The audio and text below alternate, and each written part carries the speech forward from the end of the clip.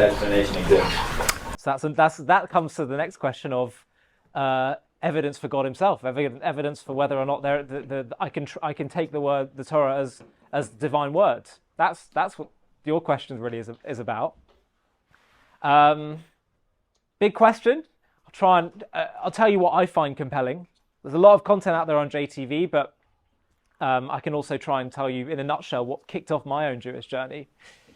Look, many people approach this question of God and evidence and can we find it compelling from different angles. Some people go down a philosophical route, some people go down scientific routes, some people go down history, all these, or just logic and morality and all these things. And I find a lot of these different avenues compelling, and we can touch on them. I find the story of history the most compelling, and I'll try and explain to you why I find it so convincing. But before I do, I'd just like to clarify that Judaism, I think perhaps in stark contrast to other faiths, doesn't believe that in the concept of blind faith, that you should somehow believe without there being sufficient evidence, taking a leap of faith. God gives us intellectual faculties. He gives us the power of reason. He wouldn't then give us that and then ask us to dismiss it, right? So the first of the Ten Commandments is to know there's a God, which means not to believe, but to know. So that would then beg the question, well, what does faith mean in Judaism? If you know, then what's the point of faith? Which one is it? So anyone know what the Hebrew word is for faith? Emunah. So it actually really means trust or faithfulness.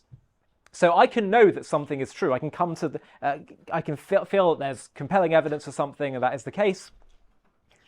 But just because I know something is the case doesn't mean I'm going to be loyal to that truth. For example, I can know that it's bad to smoke.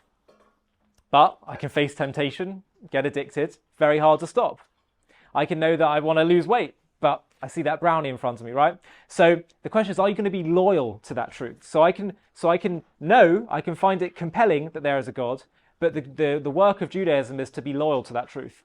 And Judaism is very much centered around knowledge of God. The whole point of the Torah is getting to know God, getting to know who God is, His personality, His traits, His likes, His dislikes. So I just want to say that there. So now the question of, okay, but how could you know? What I find most compelling is the quick analysis of Jewish history. And this is, as I say, when I was 16, I read a whole book on this, and it raised a strong case for me. It says seven phenomena that have occurred in Jewish history that are unprecedented, paradoxical when you put them together, and actually pretty remarkable and even miraculous. So the seven things are as follows. So the Jewish people have been few in number throughout all of our history. Okay, always been maximum around 15 million. Okay, there's less numbers today than there were prior to the Holocaust. Do you know that? We're still recovering, or just about recovered. A third of the Jewish people were wiped out in the Holocaust 80 years ago. This is recent history. This happened in our grandparents' lifetime. So we've always been few in number. By the way, we had a similar population to the Han Dynasty of China a few thousand years ago. Now today the population of China is about 1.3 billion, give or take 15 million. So the census is to the closest 15 million. Meanwhile, 15 million is the size of the Jewish people. Okay, so we've always been few in number. Now you can explain why we've been few in number. There's a whole bunch of reasons. A lot of it's persecution, dispersion, and whatever. But also we've had rules to have very big families, so you could argue it either way. But anyway, it's been few in number. Then for most of our history, unlike any other nation I'm aware of, we've been scattered throughout the world for most of our history. I don't know any other nation that's had such a thing. Every nation has a common land, language, and culture, which we had at the start and have again now. But for most of our history, we didn't have that. If I went through everyone's grandparents here, for those who are Jewish in the room, I mean, just tell me where one of your grandparents are from if you're Jewish. Yeah. Greece. Sorry? Greece. Greece? India. India. Australia. Australia. Morocco. India? South Africa. Poland. Belgium. Okay, do you get what I'm saying? This is not normal. We're actually one of the oldest peoples in terms of our presence on the world, but we're youngest in terms of the country we currently live in. So we've been scattered all over the world, which sociologists will tell you is the surest way to assimilate and have a people basically just fizzle out. Then we've been intensely persecuted. You don't need me to tell you this, but anti-Semitism is pretty unique for four key reasons. Number one, it's longevity, the fact that it's always been around for as long as the Jewish people have been around, going back to the times of the Egyptians, the Babylonians, Persians, Romans, Greeks. So it's longevity, it's universality. Whether Jews seem to go or not go, it seems to crop up. It's intensity. Okay, think of all the long list of words we have that describe the manifestations of anti-Semitism: pogroms, blood libels, ghettos, Holocaust. And then it's irrationality. You know, we do see other hatreds, but usually they go back to the same old tropes. But when it comes to the Jews, we hate Jews because they're revolutionary communists and they're going to overthrow our society. Oh, we hate Jews because they're evil capitalists. You know, think of that mural that Jeremy Corbyn was talking about all those years ago with the greedy Jewish bankers, right? We hate Jews because they're parasites in our country. We hate Jews because they created their own sovereign state, you know? It's because they're rich, because they're poor, because they're this, that. It's mad. So you have this phenomenon here that is just pretty unprecedented. This level of intensity, right? So you've got couple all those things, few in number, scattered everywhere, and intensely persecuted. Anyone will tell you that this is a surefire way to destroy a people. Okay? Today, and this is point number 4, the Jewish people are still here. And we're not just like the remnants of an ancient people. We're still living, breathing, practicing our values. We have our book, we have our customs, we have our association with the original land. The eternity of the Jewish people, really. Think about other nations, other empires that have come and gone, often had their sights on annihilating the Jews or subjugating them. The Romans, ancient Romans, Greeks, Spanish Empire, even British Empire, the Nazis Empire, they're all gone, right? So you've got all these things. So you've got Jewish survival despite all the odds, despite, as Mark Twain put it, who was an American philosopher in the 1800s, he said, despite the Jews having their hands tied behind their backs, he said, what is the secret of their immortality? And anyone that looks, any sort of Jewish historians or historians of Jewish history, they all say this in their conclusions. This is not normal. There's so many ancient peoples, even before the Romans. We talk about the Hittites, the Jebusites, the Canaanites, gone. And here we are. So you got that. Now couple that with the fact that if you are a people that's few in number, if you're a people that's scattered all over the world, if you're a people that's intensely persecuted, okay, you survived, but presumably you're not going to be able to make much of a mark on the world because you're constantly fighting for your lives, right? And also, who's going to listen to a people that are hated and are so small? Well, it turns out that the Jewish people's impact on the world, which is the 5th point, has been also unmatched. I mean, I'm not even talking about individual Jews here who comprise 20% of Nobel Prizes and all other remarkable thought leaders. But simply if you think about an idea that changed the world, which was the idea of ethical monotheism, the God of Abraham, that was introduced to the world by the Jewish people. Abraham and the Jewish people were laughed at, they were mocked for that belief. Abraham was known as the Hebrew, which meant to be separate. He was like, we were all idol worshippers, and he's this guy who believes in one God, a monotheist, a personal God that desires relationship with us. And 2,000 years later, the majority of the world worships the God of Abraham through offshoots of Christianity and Islam. And also many of the values that the West, by the way, was built on comes from Judeo-Christian values. Okay, we're often told that Western civilization is based on Judeo-Christian values and principles of, some legal and institutional ideas of Rome and Greece. But if you want to talk about ideas of equality before the law, of the sanctity of human life, of world peace as an ideal, of family values, of justice and equality before the law, that came from Judeo-Christian values. So you have this remarkable impact on the world's very conversation about what it is to create a society. So then you've got all those things, and then you have this remarkable relationship the Jewish people have with the land of Israel, which is that we were there thousands of years ago, and we have the archaeological evidence to prove it. The land was blossoming and blooming, and then the Romans come along, subjugate, disperse, exile the Jews. And the land for thousands of years, for 2,000 years, remains largely desolate, swampland, There were some communities that built up, but it was largely desolate. And the land was no longer fertile. It was no longer a place in which fruits and vegetables were exported, certainly, I mean, even produced internally, but certainly not exported. And then, after 2,000 years, you have this people. Have you ever heard of such a story? A people exiled 2,000 years, and then they return to their land. Okay, and suddenly the land starts to respond, becomes fertile again. And Israel is now an exporter of, I'm sure, many of the avocados and dates that you guys have, and oranges. So there's this remarkable story of the relationship with the land of Israel, where the land is desolate and then it starts to become fertile again, and the Jewish people return to the land. Now, all these things, you could say to me, and I would say as well, it's an amazing story, but it's an amazing story. There's nothing more to it than that. But for me, the big clincher, the thing that made me start to think theologically, is that every of those 7 things I just listed to you are all explicitly foretold in the Torah.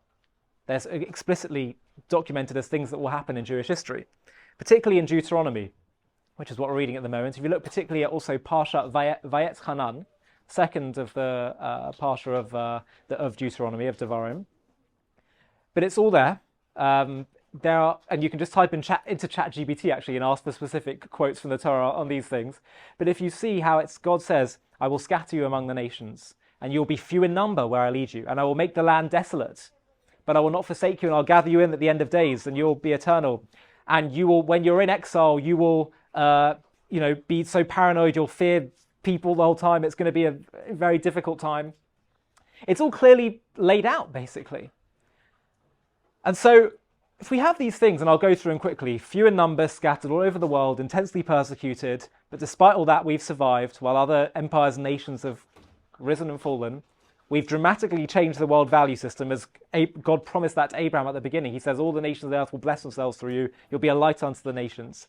And you'll have this remarkable relationship with the land of Israel. To me, there's a question. Either this is written by a bunch of human beings 2,000 years ago, and we know it's been around for 2,000 years because of Dead Sea Scrolls and the Septuagint, the Greek translation. But if they'd have gotten one thing wrong, I don't know what they would have based these things on. These aren't educated guesses because there's no precedent for these things that have happened in Jewish history. And if they get one thing wrong, then the whole thing would fall apart. So for me, it is more compelling, it's more logical to say that a being unbound by time is the one that was able to put this into words. To say that the author of the Torah is the divine source. Yeah. Well, aren't they also just vague claims that would apply to most civilizations and most dynasties? Such as?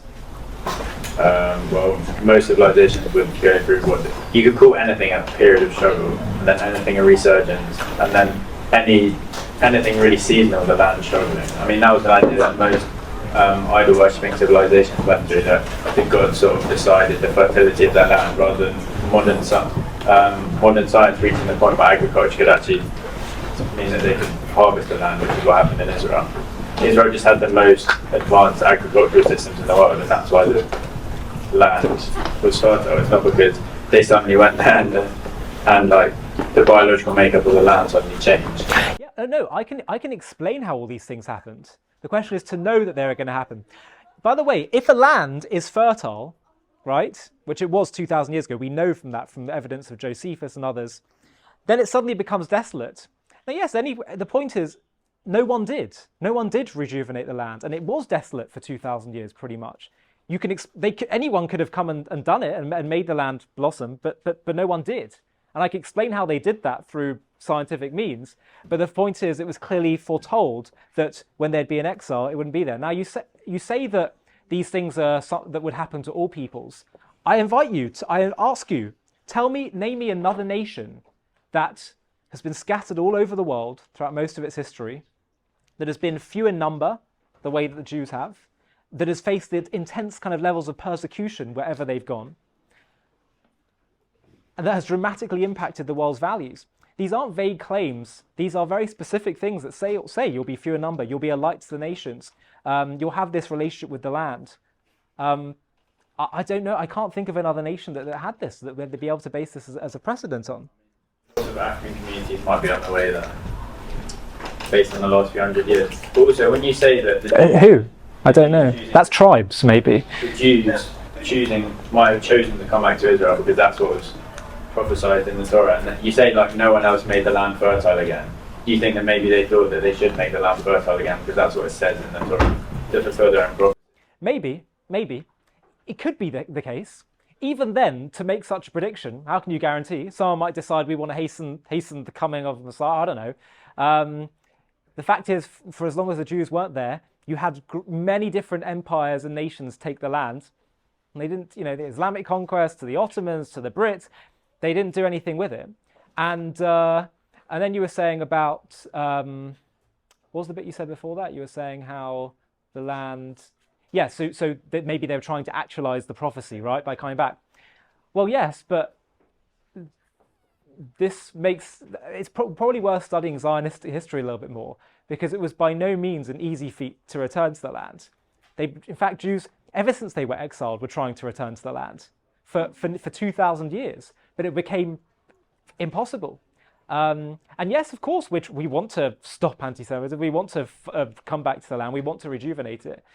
But just as like the fact that we've survived is, people will say, well, that's because we had the determination to survive. There's only so much that can be in your control when people are trying to wipe you out, right? So the same way that a land, we might want to return and re-establish it, but we weren't permitted to, we weren't allowed to. Even the British, unfortunately. Do you know about the White Paper of 1939? They limited Jewish immigration dramatically prior to the Holocaust. And so the point is really how someone could know and have the foresight to know that all these things that are unprecedented, I think, in human history, how someone could know such things. I'll let you do one more time and then we'll go to other questions. Yeah. The prophecy has become a sort of a veil of purpose. All the negative things, fair enough, like that can be down to chance, but then all of the positive actions, so rejuvenating into people, returning to the land of Israel, making the land fertile again, that could all be sort of a self-fulfilling prophecy under the gaze of purpose, because all of those things, you mentioned earlier about how Holocaust survivors survived because they believed they had a purpose. If the Jewish people believed for thousands of years that their purpose was to fulfill this prophecy and then be a fruitful and numerous people, then the only thing that's really down to chance is the negative part of the prophecy, which is they've been persecuted and assimilated, which is not exactly uncommon. All the sort of positive parts of the prophecy just act as a purpose which fuel the Jewish people on, so that they can go and fulfill these things in the hope of being a fruitful people. Look, the Nazis believed that they had a purpose. They believed they had a mission. And they succeeded to some extent, but they also didn't in the end. The point I'm making is that all these things that we're touching on, there's only so much we can control in life. There's only so much that we have the ability to actually to control our fates over, both on an individual level and a national level. And I think on every single count, these are not things that could be easily controlled or easily predicted. The level of intensity towards the Jews, the hatred, is definitely unmatched in my view and pretty unexplainable, if not through supernatural means. But on every count, I can explain to you how each of those things happened. But my point is to have the foresight to know that things that are so unprecedented all occurred. I couldn't put down to being a human endeavour. Yeah. About like the people who stayed for a long time, would Amalek be one of them? They've stayed and they've been scattered and they've been trying to be killed. So Amalek, it seems the consensus is in the rabbinic world that they probably don't exist as a one physical ethnic entity anymore. And if they do, we just don't know who they are. But it's more a sort of a spiritual existence, a spiritual manifestation that can perhaps exist through some people and through some energies in this world. But I would say, look, even if there are, I'm not denying that there may well be some peoples that exist in this world that are as old as the Jewish people. I'm not denying that. I'm simply saying that when you couple all these things together, it starts to become an unprecedented story. Most peoples that are as old as the Jewish people are no longer here. But even if they were, when you combine that with being scattered all over the world, intensely persecuted, dramatically impacting the world's values, having this remarkable relationship with the land of Israel, that's what I'm saying. It's sort of a package deal. Hi, thank you so much for watching. To watch another one, click here. To stay up to date with all our content, click here to subscribe. And if you're able to, you can help support JTV to grow and grow by clicking join below this video, where you can become a member and get perks including early access to videos and private live discussions with me. But most of all, you'll be partnering with us on our mission to change the world.